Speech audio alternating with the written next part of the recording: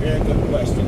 When people give the criticism that the Black Lives Matter people don't know what they want, they're very clear about what they want. They want for white police officers to stop killing black men. That's exactly what they want. But let me tell you how we get what we want. There are two ways that we get what we want. We must do it through legislation and we must do it through policy.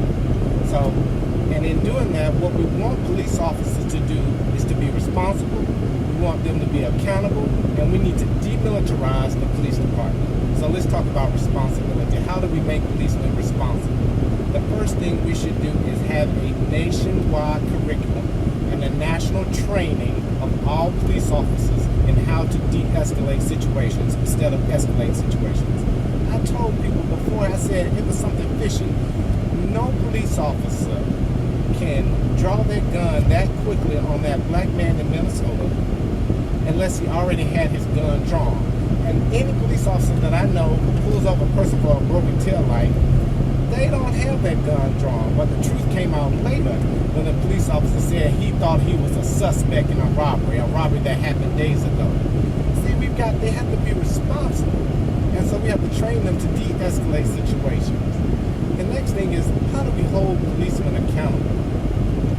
We hold policemen accountable by having legislation that says there must be a community advisory review board that must be diverse and progressive that reviews every and all police shootings. And so when a policeman pulls out his gun, there's going to be a community that holds him responsible and accountable for what he does when he shoots someone. The second part to that is we want transparency in the grand jury process.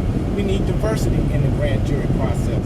Police officers aren't being convicted because we don't know who the grand jury members are. And we definitely know that they aren't diverse and they definitely are not progressive. So the final thing that the Black Lives Matter movement can do to effect change today to stop white police officers from killing black people is we need to de-escalate or demilitarize the police department. You know, it is unconscionable that police departments have tanks. And I'm not sure, I'm not an attorney, but I'm not quite sure that it was legal what happened to that black guy in Dallas who killed those police officers. When have you ever heard of a police department using an explosive to kill a suspect? Now, after the Reconstruction, there was a law passed that said that the military couldn't operate on the United States soil. And so I'm just interested to see, where did the explosive come from? And who gave the police department the permission to use explosives on a citizen? So if we want to stop white police officers from killing black people, the agenda should be both legislative and policy-wise. We need to make sure that we hold these people